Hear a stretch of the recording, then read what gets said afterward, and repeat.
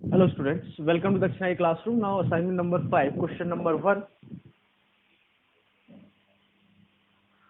In how many ways the number 18900 can be split in two factors which are co-prime or relatively prime?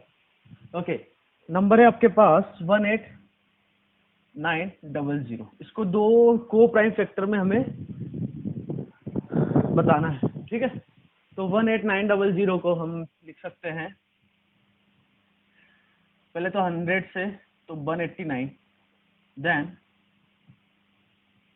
9 से तो 2 1, then 3 7 1। Okay, तो 100 को लिख सकते हैं हम 4 इंटू 25 या 2 स्क्वायर इंटू 5 स्क्वायर, ठीक है। और ये लिखा हुआ है 3 का स्क्वायर, ये 3 और ये 7, तो 18900 can be written as 2 square 3 power 3 5 square into 7, ठीक है।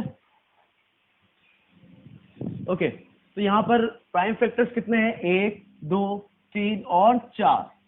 तो 2 को प्राइम फैक्टर में डिस्ट्रीब्यूट करना है, तो टोटल नंबर ऑफ को prime factors 2 power k minus 1 होता है। तो k कितना है यहाँ पर? 4 माइनस 1, तो 2 power 3, that is 8 is your answer. Simple question है। Now second question is, a person write letter to 6 friends and addresses the corresponding envelopes. In how many ways can the letter be placed in the envelope so that all the letters are in the wrong envelope? Letter से आपके पास 6 और envelope भी उसके corresponding address, मान लो L1 E1 में जाना चाहिए, L2 E2 में, ये E3 में, ये E4 में, ये E5 में और ये E6 में। तो फर्स्ट पार्ट में बोला गया है all the letters are in the wrong envelope, मतलब हमको यहाँ पर 6 का डी अरेंजमेंट करना है। ये कोई भी अपनी सही जगह नहीं जाए, मतलब 6 का डी अरेंजमेंट हो जाएगा। 6 factorial 1 minus 1 by 1 factorial, 1 by 2 factorial, 1 by 3 factorial, 1 by 4 factorial, 1 by 5 factorial plus 1 by 6 factorial, ठीक है। तो इसको सॉल्व कर लेते हैं। तो ये तो हो गया 0 और 6 फैक्टोरियल की वैल्यू होती है आपकी 720/2। 720/2 हो गया 360, माइनस बाय 6 करेंगे तो 6 फैक्टोरियल कितना होता है आपका? 720। तो इसको 6 से यदि डिवाइड करते हो, तो 6 से डिवाइड करते हैं तो ये हो गया आपका 1, 6 से ना तो 120, ठीक है। फिर ये तो, और 4 फैक्टोरियल से डिवाइड करते हो तो बचेगा 6 इंटू 5 दैट इज 30, या इसको हम बोले 24 से डिवाइड करते हैं तो ये बचेगा 30। फिर 5 फैक्टोरियल मतलब बचेगा सिर्फ 6 और 6 फैक्टोरियल से डिवाइड करेंगे तो बचेगा 1। इसको आप देख लो कितना हो गया। ये आपका हो गया यहाँ से 90, ये हो गया -90, तो 361 माइनस 96, तो ये आपका हो जाएगा 5 और 6 265। तो इसका आंसर आ गया 265। और सेकेंड पार्ट में क्या बोला है? At least 2 of them are in the wrong envelope, तो कम से कम 2 गलत जगह जाना चाहिए।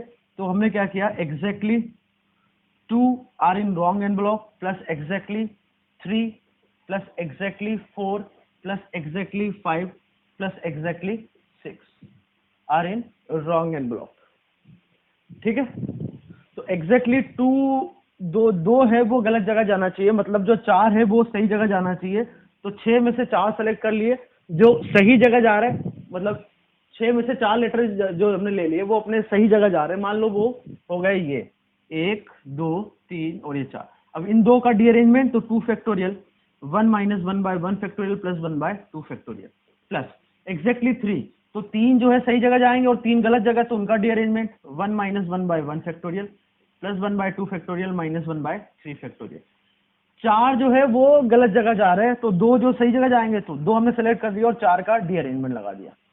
तो 1 minus 1 by 1 factorial plus 1 by 2 factorial minus 1 by 3 factorial plus 1 by 4 factorial minus, हाँ ठीक। और 5 के 5 गलत जगह जाना चाहिए, तो 6 में से एक सेलेक्ट कर लिया जो सही जगह जा रहा है और बाकी 5 का डी अरेंजमेंट। तो 5 का डी अरेंजमेंट हो गया 5 factorial 1 minus 1 by 1 factorial 1/2 factorial, 1/3 factorial, 1/4 factorial minus 1/5 factorial plus 6 के 6 गलत जगह जाए, मतलब कोई भी सही जगह नहीं जाए, तो 6 का रीअरेंजमेंट वो फर्स्ट पार्ट हो गया क्या आपका? फर्स्ट पार्ट यही तो था कि 6 का रीअरेंजमेंट। तो इसको आप सॉल्व कर लो, तो ये आपका हो गया 15 और ये वैल्यू आएगी 1 प्लस ये वैल्यू आपकी हो गई 20, ठीक है, और ये हो जाएगा 0, तो 3 माइनस 1 दैट इज 2 प्लस 62 की वैल्यू हो जाएगी आपके पास 15 और इसका रीअरेंजमेंट की वैल्यू हो जाएगी 4 फैक्टोरियल अपॉन में 2, तो 24 अपॉन में 2 12 माइनस 24 अपॉन में 6 दैट इज 4 प्लस 1 और 61 हो गया 6 इंटू 5 का रीअरेंजमेंट हो जाएगा 5 120 अपॉन में 2 60 माइनस 120 अपॉन में 6 तो 20 प्लस 5 माइनस 1 और ये वैल्यू जो है फर्स्ट पार्ट हमने निकाला है 265, तो ये वैल्यू आ गई आपके पास 15 प्लस 40 है ना 40, ये हो गया 55 प्लस, तो ये वैल्यू आ जाएगी 13 माइनस 4 9, तो 15 इंटू 9 135 प्लस सिमिलरली ये वाला आ गया आपके पास 65 माइनस 21, तो हो गया 44 इंटू 6 हो जाएगा 4 264 है ना, और ये हो गया 265, तो इन सबको ऐड कर लो तो आपका आंसर आ जाएगा 265 प्लस 264 प्लस 135 प्लस 55, तो 15 और 4 9, 12 और 3 15 5 20 और 21, यहाँ पर कैरी 2 गया था ना, तो हो गया 7, सो आंसर इज 719, इसका आंसर आ गया 719, ठीक है। Now question number 3, question number 3 में क्या बोल रहा है, sum of all the numbers greater than 1000 form by the digits 13579 13579 if no digit being repeated, मतलब हमें 1000 से बड़ा चाहिए तो 5 डिजिट का नंबर बनाना है सभी का यूज करके, कोई भी रिपीट नहीं कर रहा है। तो आपका आंसर सिंपली हम एक मेथड तो ये जानते हैं 1 2 3 4 5 डिजिट का नंबर बनाना है, तो 1 यहाँ पर कितनी बार आएगा 4 फैक्टोरियल टाइम्स, ऐसे सिमिलरली 3 4 फैक्टोरियल टाइम्स आएगा, 5 4 फैक्टोरियल टाइम्स आएगा, 7 4 फैक्टोरियल टाइम्स और 9 भी 4 फैक्टोरियल टाइम्स। तो इस प्लेस पर डिजिट्स का सम हो गया 4 फैक्टोरियल दैट इज 24 और डिजिट्स का सम 1 प्लस 3 प्लस 5 प्लस 7 प्लस 9, तो ये हो जाएगा आपका 10 10 और ये 25, तो 24 इंटू 25, तो ये हो गया आपका 0 और 600, तो यहाँ पर आ गया 0, फिर कैरी कितना चला गया 60, फिर 600 यहाँ इस प्लेस पर भी ऐसे ही होगा, तो उन डिजिट का सम कितना आएगा 600, कैरी कितना था 60, तो ये हो गया 600 प्लस 60 दैट इज 660, तो यहाँ फिर 0, कैरी कितना चला गया 66, फिर 600 प्लस 66 तो हो गया 666, तो फिर यहाँ आया 6, कैरी कितना चला गया 66, फिर 6 आएगा और फिर ये हो जाएगा 666। आगे बात समझ में, इसको ऐसे समझ सकते हैं, या फिर दूसरा मेथड क्या है कि सभी में ऐसे आ रहा है तो उसको हम 10 पावर 0 फिर 10 पावर 1 लिख के फिर 10 स्क्वायर लिख के ऐसे वो भी कर सकते हैं। और तीसरा मेथड जो है वो आपको ध्यान रखना है कि इसमें कुछ स्पेशल कंडीशंस है। क्या कंडीशंस है? तीसरा मेथड भी हम एप्लीकेबल कर सकते हैं। ध्यान से सुनना क्या है ये मेथड कब एप्लीकेबल है? जब डिजिट्स का डिफरेंस कांस्टेंट हो। मतलब यहाँ पर डिजिट कौन कौन से यूज किए 1 3 5 7 9, तो डिफरेंस कितना है 2 2 2 2, ठीक है। और ये रिपीटेशन में भी यदि डिजिट्स का रिपीटेशन करते हैं तो उसमें भी अलाउ है, बट कंडीशन क्या है कि सभी डिजिट्स का जो डिफरेंस है वो कांस्टेंट होना चाहिए। मतलब मैं यहाँ पर ऐसे बोल दूं कि 1 3 5 8 9 ले लूं तो एप्लीकेबल नहीं होगा, क्योंकि यहाँ डिजिट का डिफरेंस 2 है बट यहाँ 3 हो गया और यहाँ 1 हो गया, तो अलग अलग आ रहा है। आगे बात समझ में? तो ये कब एप्लीकेबल है, ये जो मेथड बताने जा रहे हैं वो जब एप्लीकेबल है जब डिजिट्स का डिफरेंस कांस्टेंट हो, ठीक है। तो इस मेथड में हम क्या करेंगे, अब डिजिट्स को इंक्रीजिंग ऑर्डर में लिखेंगे, जो नंबर बनेंगे उनको इंक्रीजिंग ऑर्डर में लिखेंगे, ठीक है, नंबर्स को। तो पहला नंबर कौन सा आता है भाई, पहले नंबर आ जाएगा 1 3 5 7 9, फिर दूसरा नंबर क्या होगा 1 3 5 9 7, ऐसे चलेगा। और फिर जो लास्ट नंबर, ऐसे ही लास्ट नंबर क्या हो जाएगा 9 7 5 3 1। अच्छा, सेकेंड लास्ट नंबर क्या होगा 9 7 5 1 3। ये बात समझ में आ रही है, मतलब डिजिट्स को हमने इंक्रीजिंग ऑर्डर में लिखा। फिर से बोल रहा हूँ, डिजिट्स का डिफरेंस कांस्टेंट होना चाहिए, और साथ ही साथ, अच्छा ये, और साथ ही साथ ये कब एप्लीकेबल है, जब डिजिट्स का हम रिपीटेशन अलाउ करते हैं तब भी एप्लीकेबल है, ठीक है। तो हमने क्या किया, इंक्रीजिंग ऑर्डर में लिखा। अब ध्यान से यहाँ समझना, ये कितने नंबर होंगे आपके भाई, टोटल नंबर होंगे 5 फैक्टोरियल। भाई 5 डिजिट का परम्यूटेशन करवा रहा हूँ, सीधी सी बात है। तो 5 फैक्टोरियल नंबर होंगे, 5 फैक्टोरियल इज नथिंग बट 120। तो इसमें क्या होगा कि ये डिजिट और ये डिजिट का सम आप देखो तो कितना हो जाएगा, 9 + 1 0, 7 + 3 10 और 1, 5 + 5 10, फिर 1, 3 + 7 10 + 1 और 1 + 9 10, फिर तो 1 1 1 1 ये आ गया, ठीक है। और इसका सम लोगे तो भी वो यही आ रहा है। फिर ऐसे दो नंबर को क्लब किया, फिर भी वही सम आएगा, फिर दो नंबर को क्लब किया, तो ऐसे हम दो नंबर को क्लब करते जा रहे हैं। टोटल 120 है, तो वो अब कितना हो जाएगा, दो को क्लब कर रहे हो तो ये नंबर कितनी बार आएगा 120/2 टाइम्स। तो ये हो गया आपका 60 × 1 1 1 1 1 0, ठीक है। अब इसको आप मल्टीप्लाई कर दो तो ये नंबर आ जाएगा, यही वाला नंबर आ गया, कि देखो आगे बात समझ में, ठीक है। ये क्या हो रहा है, अब इसको ऐसे देखो, या फिर अब ये भी समझ सकते हो कि n/2 first term plus last term, ये सम हो गया n/2 first plus last term, ठीक है, क्योंकि सभी नंबर्स का सम कांस्टेंट आ रहा है। आप दो नंबर फर्स्ट और लास्ट ले लो, सेकंड और इधर से सेकंड लास्ट, इधर से थर्ड और इधर से पीछे से थर्ड नंबर, तो सबका सम ये आ रहा है। तो ये जो है सम कितनी बार आएगा, दो का क्लब कर रहे हो तो टोटल 120 है, तो 120/2 दैट इज 60, ठीक है। तो ये कब एप्लीकेबल है, फिर से एक बार, जब डिजिट का डिफरेंस कांस्टेंट हो और रिपीटेशन भी हो रहा हो डिजिट्स का, तो तब भी एप्लीकेबल हो। बस ध्यान क्या रखना है आपको कि डिजिट्स का जो डिफरेंस हो वो कांस्टेंट हो। क्या ये बात समझ में आ गई? तो ये आपका तीसरा मेथड हो गया, ठीक है। नाउ क्वेश्चन नंबर 4 में देखो क्या है,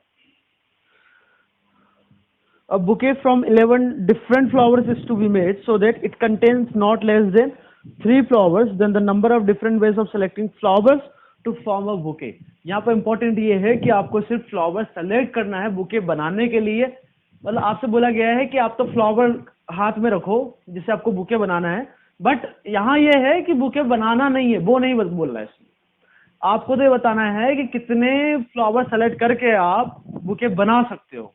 तो यहाँ पर सिर्फ सिलेक्शन होगा। टोटल 11 डिफरेंट फ्लावर्स हैं, और क्या बोला है कि नॉट लेस देन 3, तो 11 में से हम 3 कोई भी फ्लावर ले ले डिफरेंट है, उनसे बुके बना दे। अब बनाने का तरीका नहीं लिखना है क्योंकि यहाँ सिर्फ सिलेक्शन करना है।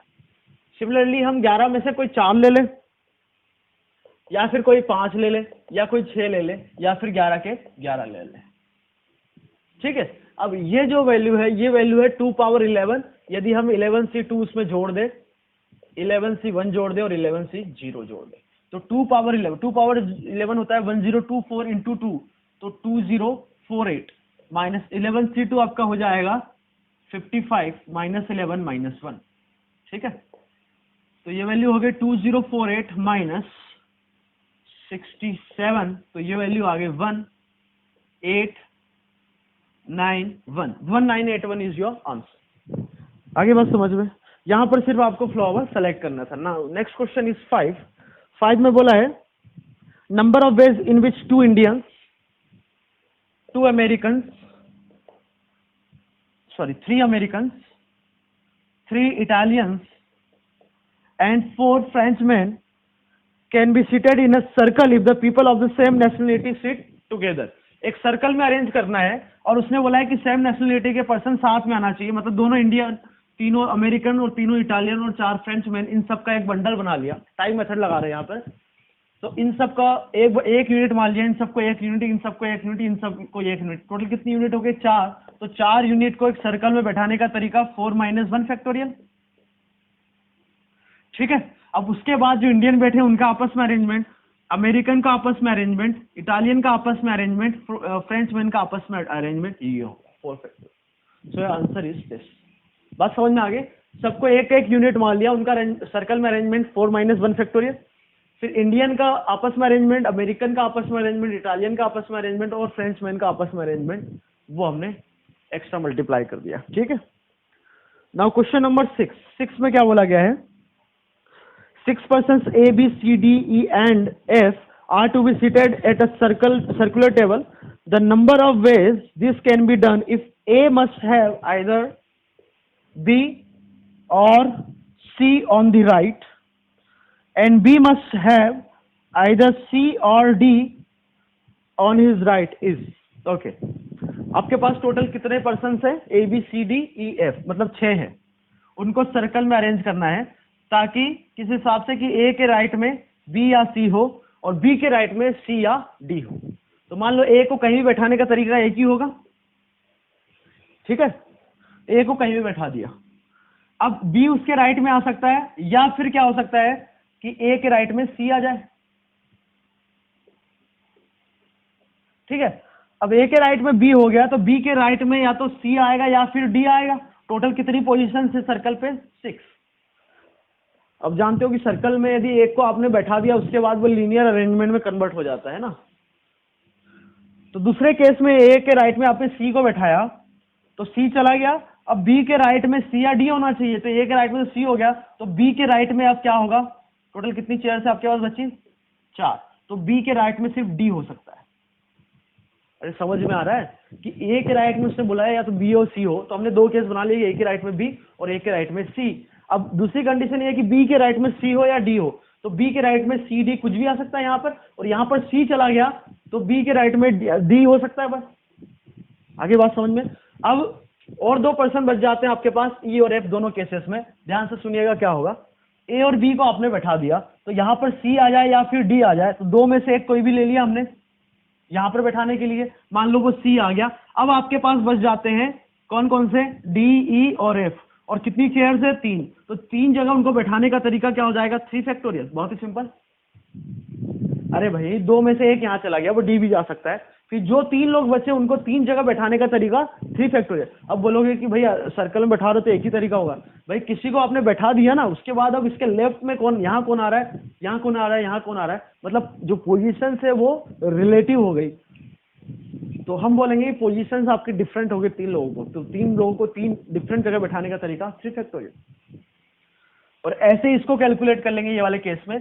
अब बी के राइट में डी आना चाहिए, तो बी डी, एक बी डी यहां आ सकता है, या बी यहां आ जाए डी यहां आ जाए। सॉरी, बी के राइट में डी आना चाहिए ना, तो बी के राइट में यहां डी आ सकता है, या बी यहां आ गया तो डी यहां आ जाएगा, या बी और डी यहां आ सकता है। तो बी डी के लिए 3 में से कोई भी एक पोजीशन सेलेक्ट कर ली। मान लो वो बी और डी यहां आ गया। ठीक है। अब 2 पोजीशन बची और 2 पर्सन बच गए, उनको बैठाने का तरीका 2 फैक्टोरियल। तो ये आपका हो गया 6 × 2 12 प्लस ये हो गया 6। तो टोटल नंबर ऑफ केसेस हो गए। तो 18 नंबर ऑफ वेज से आप इन पर्सन को अकॉर्डिंग टू कंडीशन अरेंज कर सकते हैं। तो नेक्स्ट क्वेश्चन इज 7 में क्या बोला देखो। 7 में बोला गया है 6 married couple are sitting in a room. Okay. Number of ways in which 4 people can be selected so that there is exactly 1 married couple among the 4 is n. The number of divisors of n equals 2. Okay. So total 6 married couple है, couple 1 2 3 4 5 और 6। तो आपको 4 लोग select करना है इसमें, और ये दे रखा है कि उन 4 लोगों में, ध्यान से सुनना, उन 4 लोगों में एग्जैक्टली 1 कपल हो। तो सबसे पहले तो हमने 6 में से कोई भी एक कपल सेलेक्ट कर लिया। क्या ये बात समझ में आ गई? 6 में से वो कोई भी कपल हो सकता है। मान लो कपल नंबर 1 आ गया, तो इसके मेन हस्बैंड और वाइफ दोनों के दोनों आ गए, तो कितने पर्सन हो गए यहाँ पर? 2 पर्सन हो गए। अब हमें और कितने पर्सन सेलेक्ट करना है? 2 और सेलेक्ट करना है। वो इस हिसाब से सेलेक्ट करना है कि वो कपल ना हो। जो 2% तो आ गए और 2% सेलेक्ट करना है कि वो कपल ना हो। तो हमने क्या किया, ध्यान से सुनिएगा, कि बचे जो 5 कपल है उसमें से एक कपल ले लिया, मान लो वो C2 आ गया, फिर 4 में से एक कपल कोई भी ले लिया। तो इन 5 कपल में से, इन 5 कपल में क्या होगा, हस्बैंड वाइफ होगा, इधर भी हस्बैंड वाइफ होगा। बात समझ में आ रही है कि नहीं आ रही? आ रही है ना? क्या बोला जा रहा है, फिर से समझो आप। इधर हस्बैंड वाइफ 6 में से कोई भी एक कपल ले लिया, उसको पूरा का पूरा ले लिया, मतलब हस्बैंड और वाइफ दोनों हमने ले लिए। हमें टोटल 4 लोग सेलेक्ट करना है, 2 तो यहाँ पर आ गए और 2 लोग सेलेक्ट करना है। तो हमने बचे 5 में से एक कपल सेलेक्ट कर लिया, बचे 4 में से एक कपल सेलेक्ट कर लिया। ठीक है, अब इसमें 2% है हस्बैंड वाइफ, इसमें भी 2% है हस्बैंड वाइफ। तो हस्बैंड वाइफ में से कोई भी एक ले ले, इधर भी हस्बैंड वाइफ में से कोई भी एक ले ले, तो 2 into 2 कर दिया। बट यहाँ पर प्रॉब्लम ये है, क्या प्रॉब्लम है कि मान लो, ध्यान से सुनिएगा, ध्यान से सुनिएगा, जो हस्बैंड, मान लो ये 2 कपल लिए, ये मान लो आपका हो गया कपल नंबर 1। तो यहाँ पर इन 5 में से मान लो कपल नंबर 2 आ गया और फिर 4 में से वो कपल नंबर 5 आ गया। तो यहां से आप हस्बैंड वाइफ ले रहे हो, मतलब हस्बैंड वाइफ, ठीक है। और इधर से मान लो 5 कपल 5 का जो हस्बैंड का नाम है उसको H5 बोल दिया और वाइफ का नाम H5। तो उसमें ये हस्बैंड 2 वाइफ 5, मतलब ये पेयर भी हो सकता है या ये पेयर हो सकता है, या दोनों हस्बैंड हो जाए दोनों वाइफ हो जाए। तो 4 केसेस हो गए, वो 2 into 2 में आ गए। बट गड़बड़ी इसमें क्या होगी कि मान लो यहाँ पर एक कपल, हम कपल 1 पूरा ले लें, अब इन 5 में से ये हो सकता है कि कपल 2 की जगह कपल 5 आ जाए इधर, और बचे 4 में से एक कपल लेना है फिर यहाँ पर, तो वो कपल 2 आ जाए। तो वो जो केसेस आएगा वो सेम आएगा। मतलब इन 5 में से आपने एक कपल लिया, वो मान लो कपल 2 आ गया, इधर 4 में जो बच्चे में से 4 में से एक लिया, वो कपल 5 आ गया। तो ऐसा हो सकता है कि इन 5 में कपल 5 आ जाए, क्योंकि कपल 1 तो चला गया, बाकी इन 5 में ये आपको लेना है। और फिर 4 बचे में, जो 4 बचे हैं उसमें फिर एक कपल लेना, मान लो कपल 2 आ गया। तो ये दोनों केस तो आइडेंटिकल हो गए, क्योंकि यहां से आप दोनों ले रहे हो, दोनों पर्सन ले रहे हो, ठीक है। अब यहां से मान लो हस्बैंड ले लूं, यहां से वाइफ ले लूं, तो क्या ये वाला केस ऑलरेडी आ गया क्या इसमें, 2 into 2 में हस्बैंड और वाइफ वाला केस आ गया। तो ये वाला केसेस सब 2 बार रिपीट करेंगे, तो पूरे को हमने 2 से डिवाइड कर दिया। तो आपका आंसर आ गया यहाँ से 6C1 into 5C1 into 4C1 into 2, एक 2 कैंसिल हो गया। तो अब ये नंबर हो गया आपका 6 into 5 into 4 into 2, तो ये हो जाएगा 2Q 2 power 4 into 3 into 5। अब आपसे पूछा क्या गया इसमें, इस क्वेश्चन में ये नहीं पूछा गया था, आगे और पूछा गया था number of divisor of n। ये n हो गया, तो इसके डिविजर्स तो हो जाएंगे 4 + 1, 1 + 1, 1 + 1, तो हो गया 5 into 2 into 2, तो ये हो गया 20। So total number of divisors are 20। Clear है?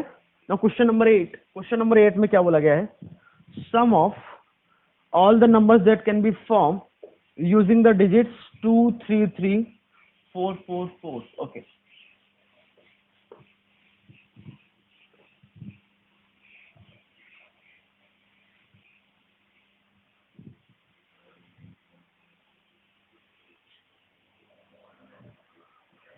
sum of all the numbers that can be formed using the digits 2 3 3 4 4 4 is n, then the sum of the digit of the number n equals to। अच्छा, sum of digits निकालना है, जो sum आएगा उसमें sum of digit निकालना है। ठीक है, ठीक है भाई। तो 5 डिजिट सभी को यूज करना है, मतलब 5 डिजिट का नंबर बनेगा। तो यहाँ पर 2 आ जाए तो बाकी 2 3 और 3 4 का अरेंजमेंट हो जाएगा 5 फैक्टोरियल अपॉन में 2 फैक्टोरियल 3 फैक्टोरियल। तो ये वैल्यू आपके आगे किसके बराबर, 10 के बराबर। ऐसे सिमिलरली यहाँ पर 3 आ जाए तो फिर अरेंजमेंट होगा 5 फैक्टोरियल अपॉन में 3 फैक्टोरियल, क्योंकि एक 2 और एक 3 है, तो ये हो गया आपका 20। नाउ 4 आ जाए तो उनका अरेंजमेंट होगा 5 फैक्टोरियल अपॉन में 2 फैक्टोरियल और 2 फैक्टोरियल, क्योंकि 2 4 है। तो ये आपका हो जाएगा 120 अपॉन में 4, तो वो हो गया 30। ठीक है, हाँ। तो इस प्लस पर जो डिजिट्स का सम आएगा वो आ जाएगा 2 into 10। 2 कितनी बार है, 10 टाइम्स, तो वो हो गया 20। 2 into 10 20 प्लस 3 into 20 60, 4 into 30 120। तो सम कितना हो गया 0 0 2 0 0, ठीक है। तो यहाँ पर आएगा 0, कैरी कितना चला गया 20। फिर यहाँ पर भी वही सेकेंड पोजीशन पे भी यही करेंगे हम, तो वहां भी सम कितना आएगा 200 प्लस 20 करेंगे तो वो आ गया 0, कैरी कितना चला गया 22। फिर यहाँ पर वही कहानी 5 डिजिट का बनाना है हमें, तो थर्ड पोजीशन के लिए मतलब 100 पोजीशन के लिए क्या होगा, वही 200 फिर 22 ऐड किया तो कितना हो गया वो 2 फिर यहाँ 2 आ गया, ठीक है। अब इस पोजीशन के लिए बात करें तो वही सम कितना आएगा 200 फिर 22 ऐड किया तो 2 22 कैरी चला गया, फिर 200 और फिर 2, तो ये हो गया 2 2 2।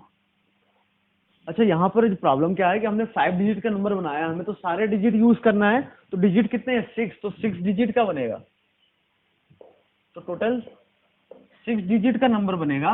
तो यहां तक तो सम कितना आ गया था, या 0 आ रहा था इधर इस पोजीशन के लिए,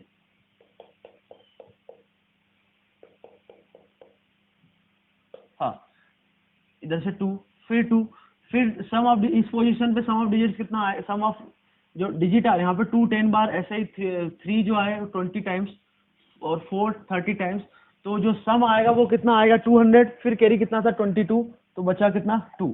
अब यहाँ भी कैरी कितना चला गया 22, फिर सम ऑफ डिजिट कितना होगा 200, तो 200 और 22 तो हो गया 222।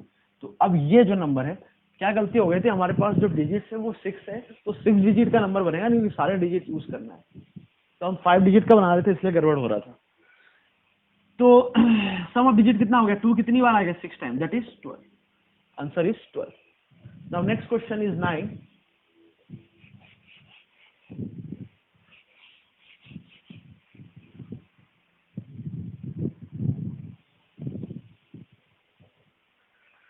नाइन में क्या है, late Pn denotes the number of ways of selecting 3 people out of n sitting in a row if no 2 of them are consecutive, and Qn is the corresponding figure when they are in a circle. If Pn minus Qn is 6, then n is equal to, okay, n की हमें value निकालनी है।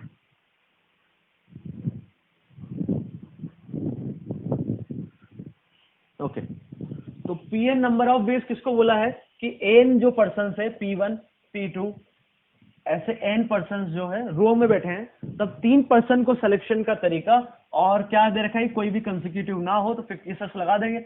मान लो इससे पहले x1 person है, इन दोनों के बीच में x2 पर्सन है, इन दोनों के बीच में x3 पर्सन है, और इसके बाद कितने पर्सन है x4। सो x1 plus x2 plus x3 plus x4, x क्या है यहाँ पर xi नंबर ऑफ पर्सन, तो 3 पर्सन तो हमने सेलेक्ट कर लिए, टोटल कितने हैं n, तो बचे कितने n-3। अब यहाँ पर इस पर्सन से पहले कितने भी पर्सन हो कोई दिक्कत नहीं है, इसके बाद कितने भी है कोई भी दिक्कत नहीं है, मतलब ये सब ग्रेटर देन इक्वल टू 0 होंगे। बट ये दोनों कंसेक्यूटिव ना हो, ये दोनों कंसेक्यूटिव ना हो, तो x2 and x3 should be greater than और इक्वल टू 1, क्योंकि इनके बीच में कम से कम एक पर्सन आ गया, तो वो जो सिलेक्शन होगा वो भी कोई भी 2 पर्सन का कंसेक्यूटिव सिलेक्शन ना हो, नहीं होगा। तो इसको हम सॉल्व करेंगे, तो x1 और x2 की जगह क्या रखा t2 प्लस 1, x3 की जगह रखा t3 प्लस 1, और x4 को तो ऐसे रहने दिया, तो वो हो गया +1 उधर जाके n-5। क्या ये बात समझ में आ गया? अब इसके नॉन नेगेटिव इंटीग्रल सॉल्यूशन हो जाएंगे n-5, तो n+3, तो n-2c3, तो ये वैल्यू आपकी आ गई Pn। अब सेम कहानी सर्कल में n पर्सन बैठे हैं, अब इसमें हमें 3 लोग ऐसे लेना है कोई कंसेक्यूटिव ना हो, उसको बोला गया है Qn, ठीक है। तो मान लो n में से सबसे पहले तो हमने एक पर्सन सेलेक्ट कर लिया, वो मान n पर्सन बैठे हैं ना, तो उसमें से एक पर्सन मान लो वो A सेलेक्ट कर लिया, और बाकी हमें 2 पर्सन B और C इस हिसाब से सेलेक्ट करना है कि इसके और इसके बीच में मान लो नंबर ऑफ पर्सन x1 है, इसके और B और C के बीच में x2 है, और C और A के बीच में मान लो नंबर ऑफ पर्सन x3 है। So x1 plus x2 plus x3 should be equal to n person से उसमें से 3 चले गए, बचे कितने n-3, और यदि कोई भी कंसेक्यूटिव ना हो तो यहाँ पर x1 x2 x3 क्या होना चाहिए, ग्रेटर देन इक्वल टू 1, मतलब इन दोनों के बीच में कम से कम एक पर्सन हो, इन दोनों के बीच में कम से कम एक, इन दोनों के बीच में कम से कम एक, तो कोई भी कंसेक्यूटिव पर्सन नहीं आएंगे। तो सभी को इसको रख दिया t1 प्लस 1, इसको t2 प्लस 1, इसको t3 प्लस 1, तो इधर जाके हो गया n-6। अब इसके नॉन नेगेटिव इंटीग्रल सॉल्यूशन कितने आ गए, n माइनस 4 C2। ठीक है, तो हमने क्या किया था, सबसे पहले तो n में से एक पर्सन A सेलेक्ट किया और उसके बाद B और C ऐसे सेलेक्ट किए कि ABC कंसेक्यूटिव ना हो।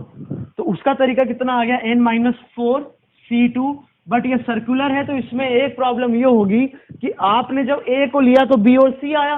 सिमिलरली NC1 में तो B को भी सेलेक्ट करोगे तो उस समय A और C भी सिलेक्शन होगा, और C को जब सेलेक्ट करोगे तो A और B भी सिलेक्शन होगा। मतलब एक केस कितनी बार रिपीट करेगा, 3 टाइम्स। तो 3 से आप डिवाइड कर दो, यही वैल्यू आपकी QN की हो गई। क्या ये बात समझ में आ गई?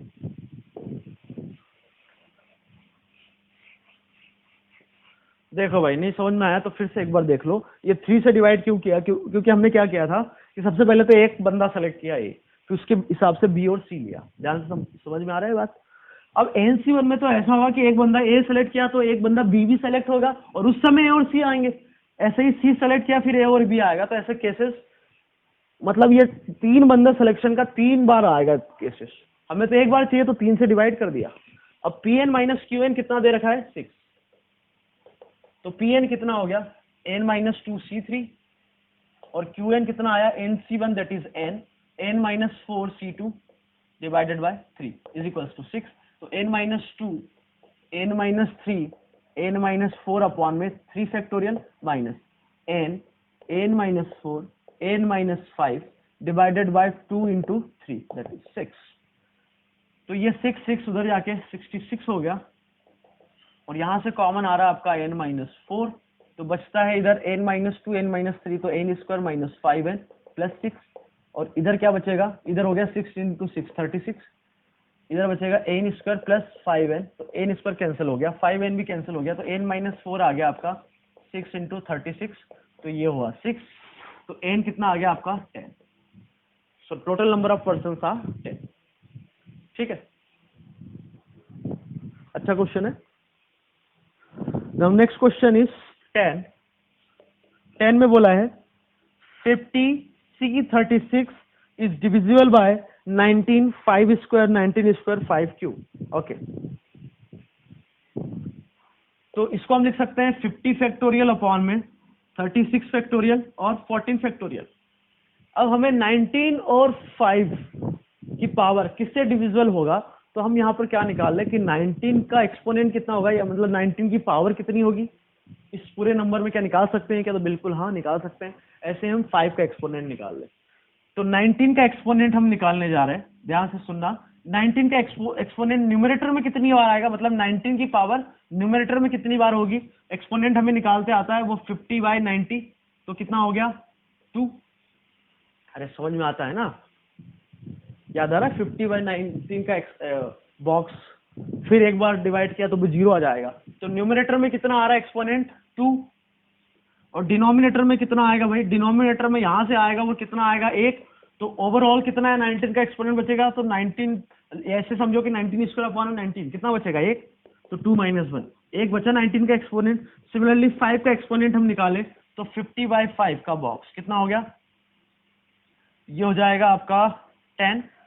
फिर इसको 5 के स्क्वायर से डिवाइड किया तो ये हो जाएगा 2, फिर डिवाइड करेंगे तो हो जाएगा। तो न्यूमरेटर में कितना एक्सपोनेंट आ रहा है 12, डिनोमिनेटर में 36 से डिवाइड किया तो 5, तो 7 + 1 तो 8 हो गया।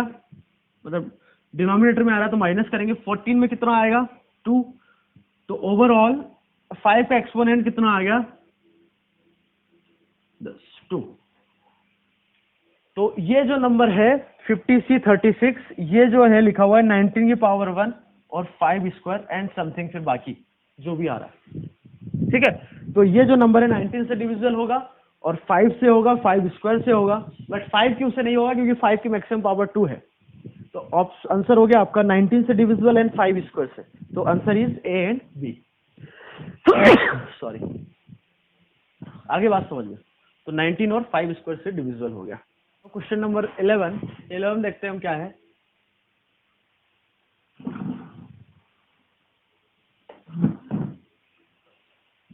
Question number 11, how many positive integers are there such that n is the divisor of question होना चाहिए, how many positive integers n are there such that n is the divisor of one of the numbers 10 power 40 and 20 power 30, ठीक है, 10 power 30, 10 power 40 और 20 power 30 के हमें total number of divisors चाहिए जो कम से कम एक के डिविजर हो, मतलब इसके हो या फिर इसके हो या फिर दोनों के तो भी चल जाएगा। अब 10 पावर 40 को हम लिख सकते हैं 2 पावर 40 और 5 पावर 40, और इसको लिख सकते हैं हम 2 पावर 60 एंड 5 पावर 30, ठीक है।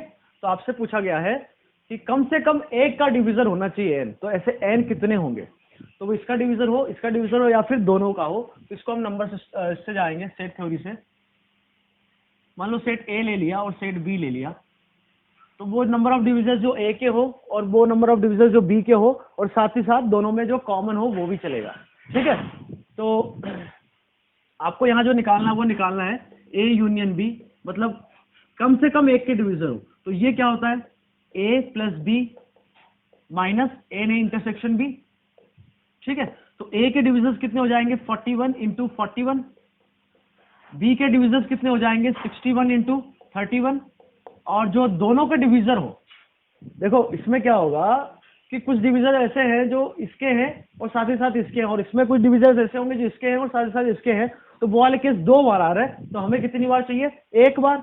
तो जो कॉमन डिविजर से उसको माइनस कर दिया। अब कॉमन डिविजर्स कितने आएंगे, यहाँ पर 2 की पावर कितनी जा रही है, मिनिमम क्या है 40 तक, और ऐसे ही 5 की पावर कितनी है 30, तो इसके जो डिविजर्स आएंगे वो इसमें भी आएंगे और इसमें भी आएंगे, तो हमें वो वाले केस माइनस कर देना है।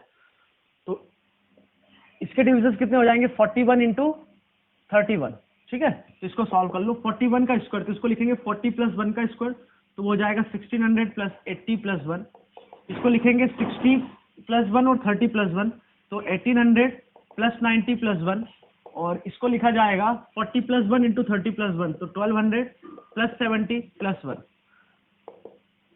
तो ये हो गया आपका 600, तो 2200, और 90 माइनस 70 20 प्लस 80 100, 1 प्लस 1 2 माइनस 1 1, तो ये हो गया 2301। तो इतने नंबर ऑफ डिविजर्स जो होंगे वो कम से कम एक के डिविजर, इसके या फिर दोनों के, ठीक है। नाउ क्वेश्चन नंबर 12 में क्या बोला, देखो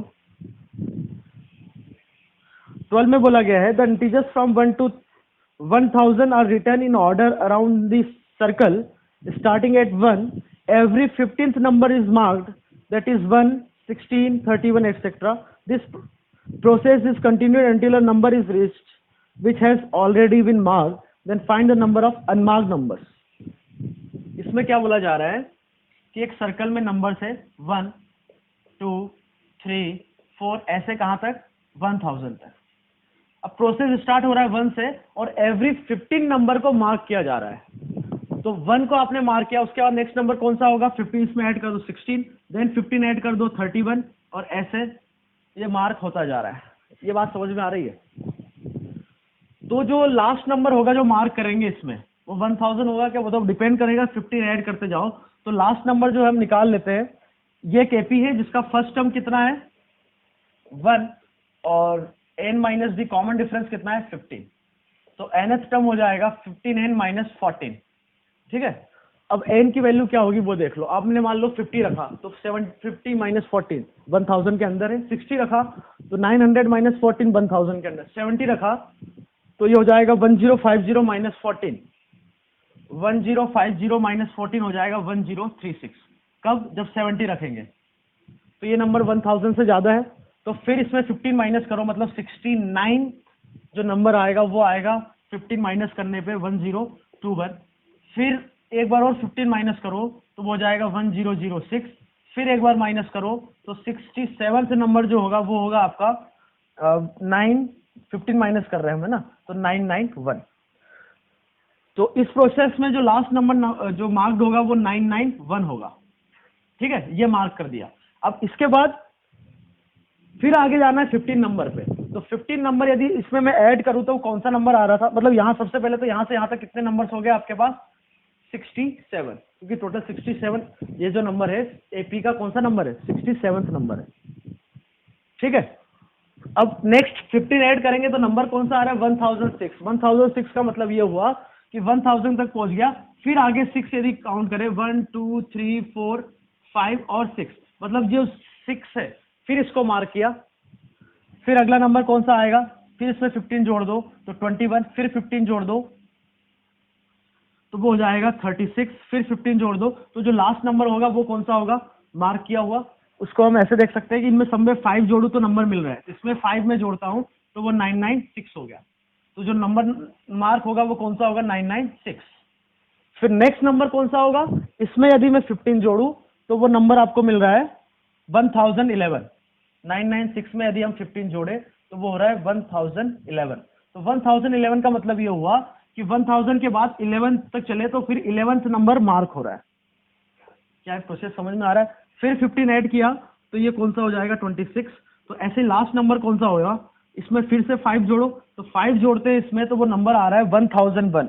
1001 का मतलब ये हुआ कि 1000 तक चले फिर से 1 को मार्क किया, तो ये जो नंबर कौन सा आ रहा है, 1 को मार्क किया गया है। इससे पहले जो नंबर होगा वो कौन सा होगा, 986, क्योंकि 15 जोड़ेंगे तो 1001 आना चाहिए। तो उसने बोला कि जैसे ही मार्क नंबर आ रहा है वहां पर प्रोसेस रुक जाएगा।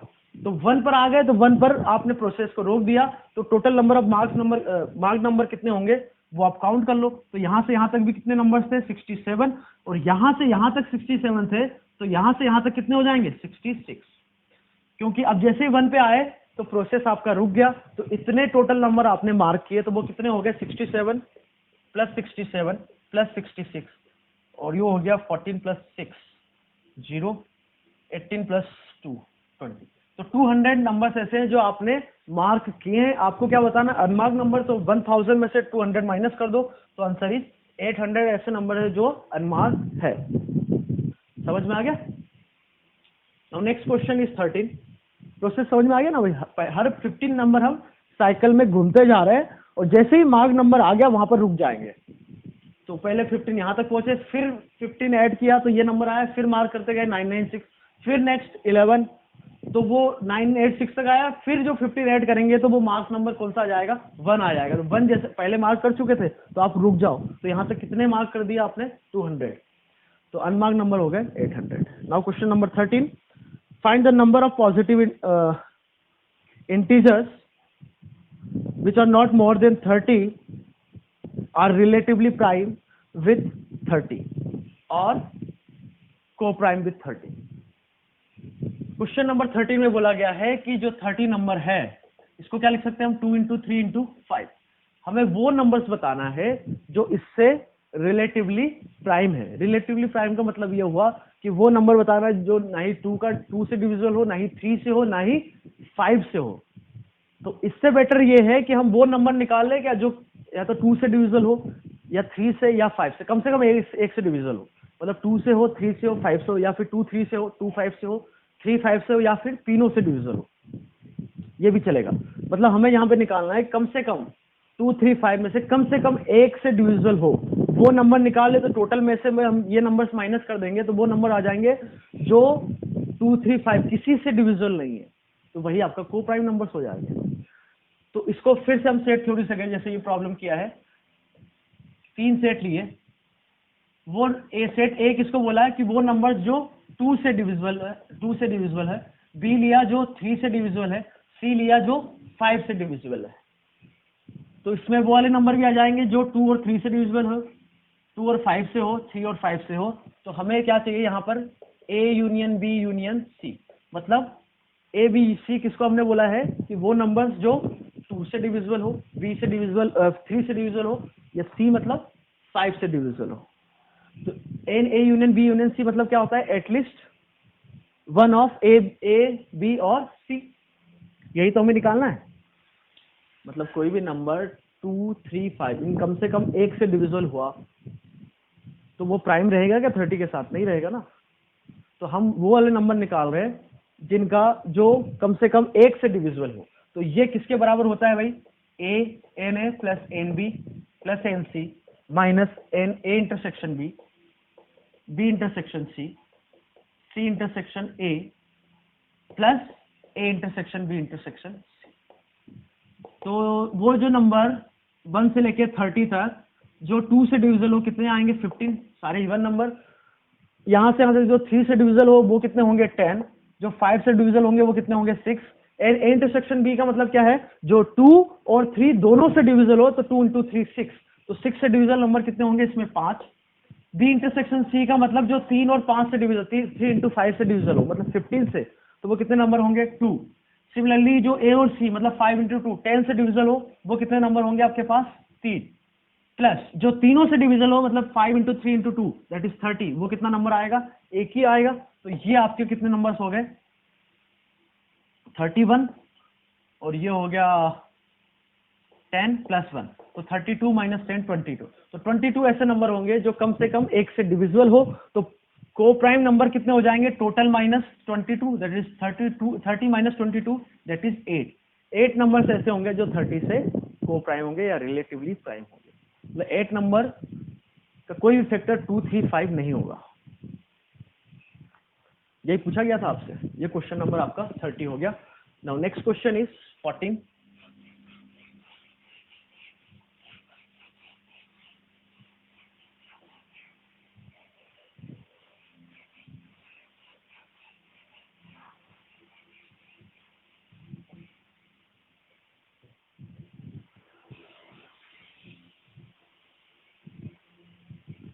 फोर्टीन में क्या बोला गया भाई? देखो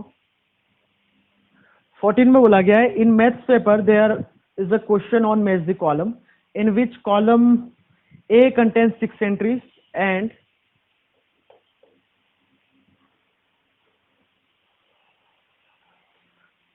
each entry of column A corresponds to exactly one of the 6 entries given in column B. Written randomly, 2 marks are awarded from each correct matching and 1 mark is deducted from each incorrect matching. A student having no subjective knowledge decides to match all the 6 entries randomly. Find the number of ways in which he can answer to get at least 25% marks in this question. Okay. आपके पास एक ए में 6 entries है, मान लो A B C D E F, 6 हो गया। और मान लो बी में भी 6 एंट्री है, 3rd 4 5 और 6। और क्वेश्चन में बोला गया कि ए की जितनी भी एंट्री है वो एग्जैक्टली 1 एंट्री से मैच होगा। मतलब ऐसा नहीं है कि ए को 2 से मैच कर दिया, ऐसा नहीं। ए अच्छा, ऐसा भी नहीं हो सकता कि ए किसी से मैच नहीं हो, एग्जैक्टली 1 एंट्री से मैच हो रहा है। और यदि यदि किसी एंट्री के लिए करेक्ट मैचिंग कर दिया तो उसको मार्क्स कितने मिलेंगे? 2। तो मैक्सिमम मार्क्स कितने हो सकते हैं? 2 + 2 + 2 12 मार्क्स हो सकते हैं। 6 क्वेश्चन है तो हर एक पे 2 है, तो मैक्सिमम मार्क्स 12 हो सकते हैं। उसने क्या बोला है कि कम से कम 25% मार्क्स उसको, तो इसका 25% क्या हो गया? मतलब 1/4 दैट इज 3 मार्क्स। तो वो कम से कम 3 मार्क्स या 3 मार्क्स से ज्यादा कैसे वो ला सकता है? अच्छा, उसको कोई सब्जेक्टिव नॉलेज नहीं है, मतलब 0 बटा सन्नाटा है वो, ठीक है। उसको कोई पता नहीं है कि भाई जो क्वेश्चंस दे रखे हैं उसको कोई नॉलेज ही नहीं उसका कि कैसे मैचिंग करे। मतलब ये मत सोचना है कि कोई एक क्वेश्चन उसको आता हुआ, ऐसा कुछ नहीं है। उसको तो रैंडमली तुक्के मार रहा है। बात समझ में आ गई? अब तुक्के मारने में तो कैसे भी मार सकता है वो। तो ध्यान से सुनना क्या होगा। हमें कितने मार्क्स चाहिए? 3 मार्क्स चाहिए, कम से कम 3 मार्क्स चाहिए। तो 3 मार्क्स कैसे कैसे वो ला सकता है उसकी बात करते हैं। केस 1, 3 मार्क्स कैसे आ सकते हैं? अच्छा, और सही पर 2 है और गलत पर कितने मार्क्स काटे जाएंगे भाई? यदि गलत मैचिंग हो गया है 1 मार्क्स काटा जाएगा। नेगेटिव मार्किंग हुई है, मतलब सही पर 2 है और गलत पर 1 मार्क्स डिड्यूस किया जाएगा। तो टोटल तो आपके पास 6 एंट्री है इधर, तो 6 को 6 से मैच करना है, तो कम से कम 3 मार्क्स चाहिए टोटल 12 में से। तो वो कैसे आ सकता है? मान लो सारे गलत हो गया तो -6 हो गया, 1 सही हो गया 5 गलत हो गया, तो 2 - 5 -3 हो गया। 2 सही हो गए 4 गलत हो गए, तो 2 सही के 4 मार्क्स और 4 गलत के 4 माइनस कर दो तो 0 मार्क्स। 3 सही 3 गलत, तो 3 सही के मार्क्स 6 और 3 गलत के -3, तो 3 मार्क्स आ रहे। तो पहला केस हो सकता है कि 3 करेक्ट एंड 3 रॉन्ग,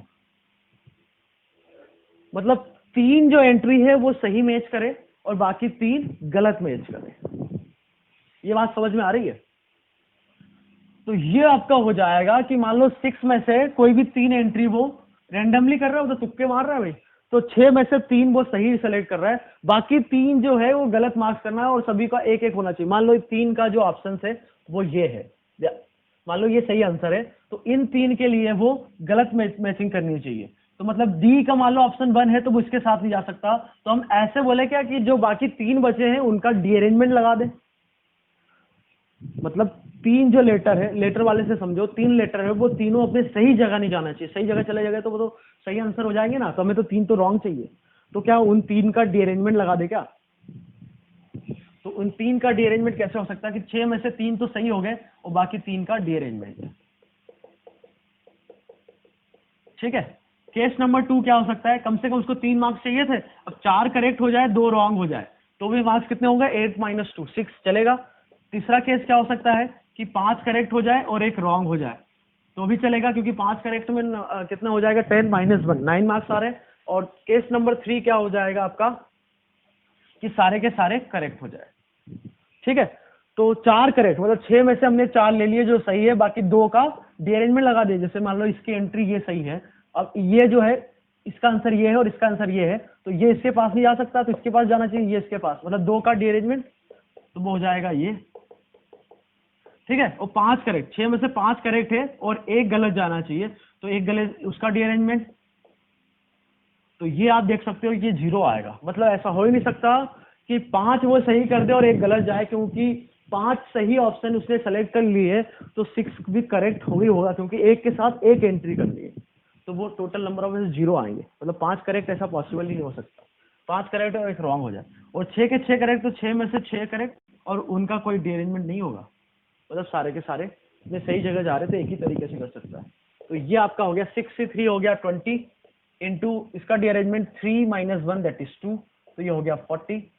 इधर से आ जाएगा 64 मतलब 15 और इधर से डीअरेंजमेंट 1 तो 15 केसेस, इधर से तो 0 आ ही गया था और इधर से हो जाएगा 1, तो टोटल नंबर ऑफ वेज हो गए 40 + 15 + 1 तो 40, 55 + 1 56। कैलकुलेशन सही है, आंसर इज 56। इतने तरीके से वो मैच द कॉलम को एंट्री कर सकता है ताकि उसको कम से कम 25% नंबर्स मिले या कम से कम 3 मार्क्स मिले। ठीक है। Now last problem of this assignment, question number 15 में क्या बोला गया है, if we have 3 identical white flowers and 6 same identical red flowers, find the number of ways in which a garland can be made using all the flowers. Okay. भाई यहाँ पर garland बनाना है तो हम जानते हैं कि गार्लैंड के केस में एंटी क्लॉकवाइज और क्लॉकवाइज अरेंजमेंट आइडेंटिकल होता है। मतलब हम वो जो गार्लैंड है उसको ऐसे देखें या पलट के देखें तो एक ही बात होती है। तो इसका मतलब ये हुआ कि सर्कुलर अरेंज, मतलब ये जैसे एंटी क्लॉकवाइज हुआ, ऐसे किया तो वो क्या हो गया क्लॉकवाइज, तो एंटी क्लॉकवाइज और क्लॉकवाइज अरेंजमेंट यहाँ सेम माना जाएगा। आगे बात समझ में, तो हमें तो सारे के सारे 6m + 3 फ्लावर्स यूज करना है, जिसमें 3 आइडेंटिकल व्हाइट फ्लावर है और 6m रेड फ्लावर्स आइडेंटिकल है। तो हमने क्या किया, ध्यान से सुनिएगा, बढ़िया क्वेश्चन है। फंडा क्या है कि एंटी क्लॉकवाइज क्लॉकवाइज अरेंजमेंट जो है आपका वो सेम माना जाएगा। ठीक है।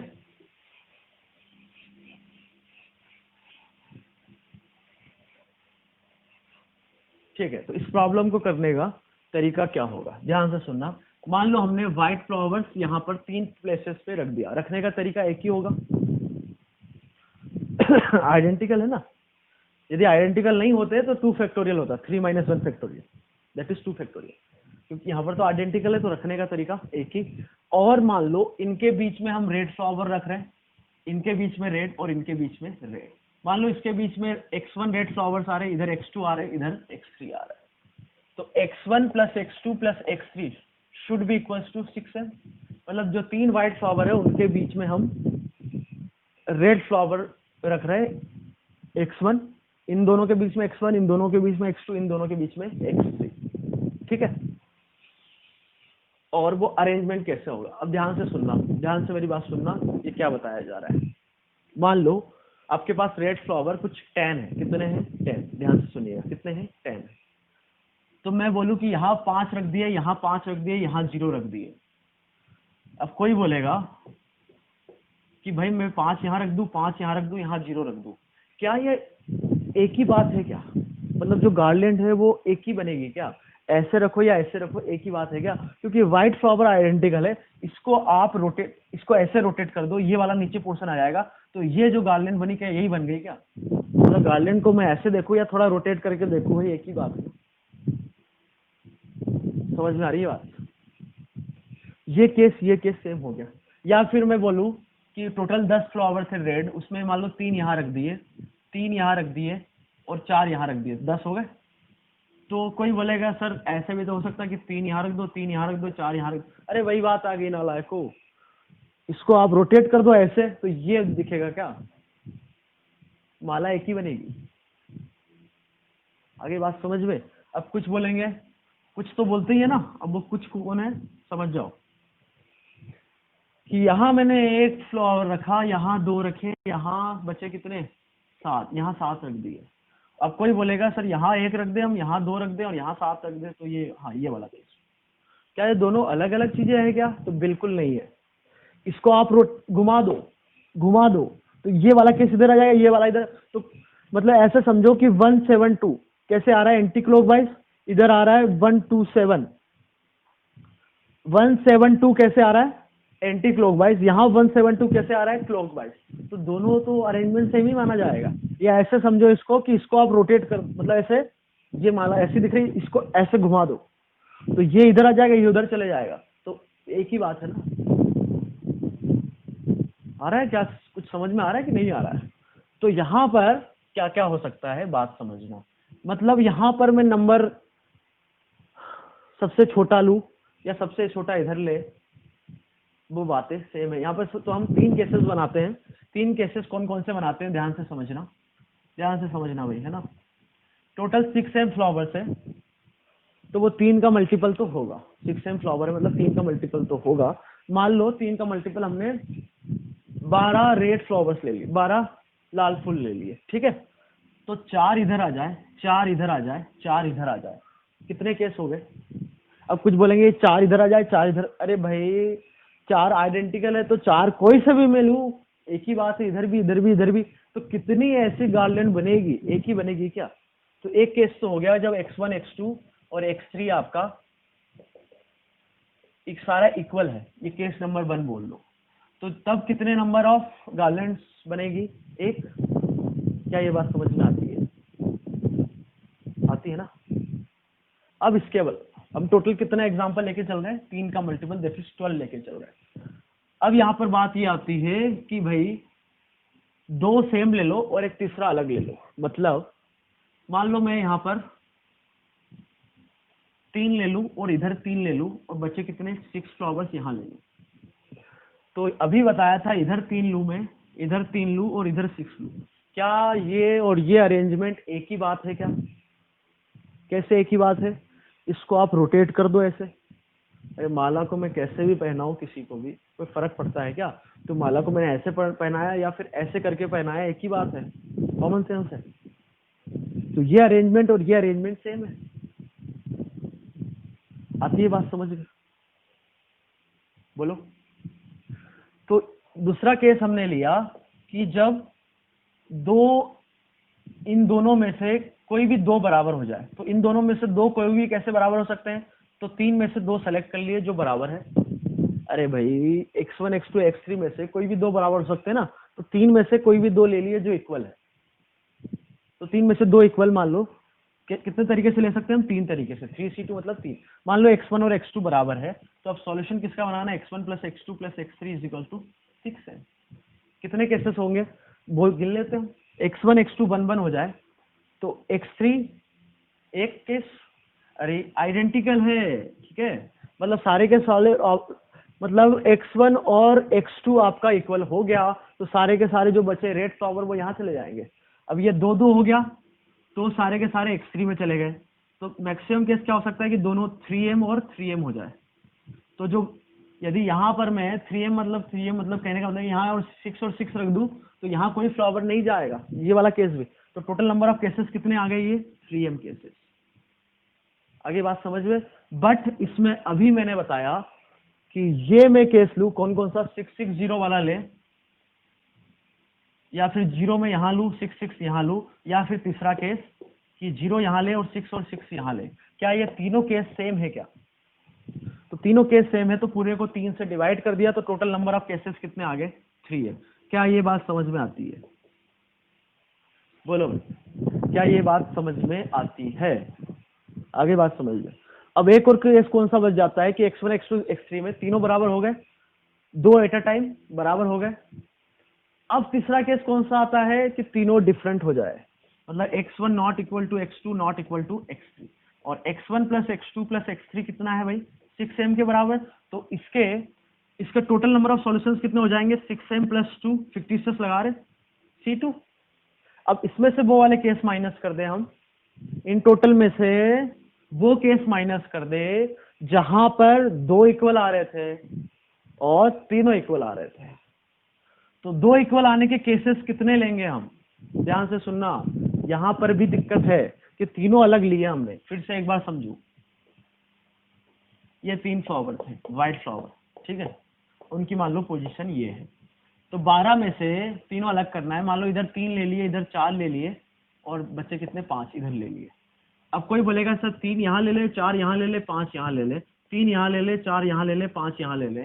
क्या एक ही बात है क्या? 4 इधर ले ले, 3 इधर ले ले, तो भी एक ही बात है। कैसे?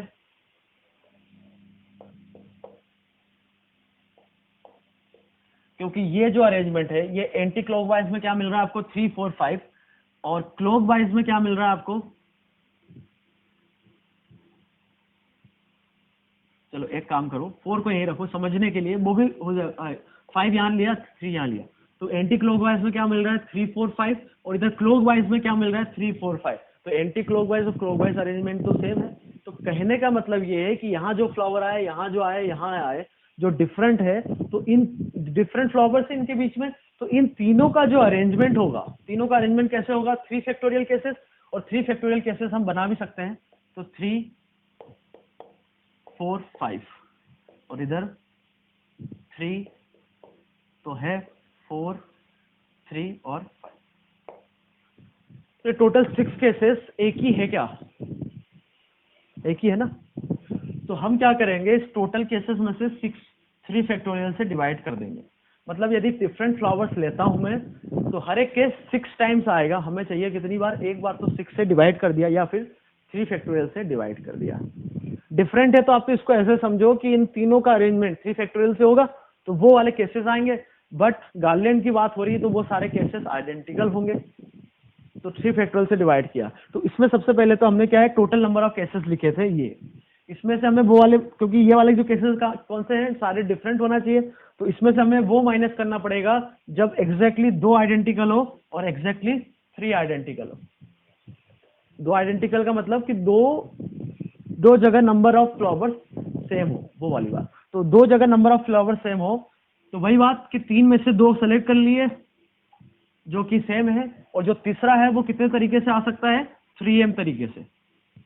भाई यहाँ 3 से डिवाइड मत कर देना, क्योंकि ये तो टोटल में से हम माइनस कर रहे हैं। क्योंकि ये वाला केस जो है जहाँ 2 आइडेंटिकल है, ये कितना हो रहा है? 9 है।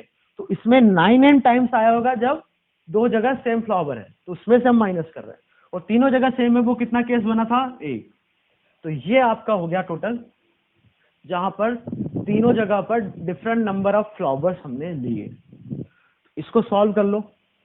इसको सॉल्व करने का तरीका 6m plus 2 into 6m plus 1 divided by 2 minus, ये हो गया 9m minus 1 divided by 3 factorial. और ये 2 से गया तो ये बचा 3m प्लस 1, तो ये हो गया 18m square plus 9m plus 1 minus 9m minus 1 divided by 6, तो ये हो गया आपका 3m स्क्वायर। तो टोटल नंबर ऑफ गार्लैंड कितने आ गए भाई? Case number 1, case number 2, case number 3। ये तीनों केस तो अलग अलग है ना। So this is your answer. तो इतने तरीके से आप 3 व्हाइट फ्लावर आइडेंटिकल और 6m रेड आइडेंटिकल फ्लावर्स को आप अरेंज कर सकते हो ताकि वो गार्लैंड बन जाए, इतने तरीके से। क्या ये बात समझ में आ गई? अच्छा क्वेश्चन है। नहीं आया तो फिर से एक बार सॉल्यूशन देखना पूरा।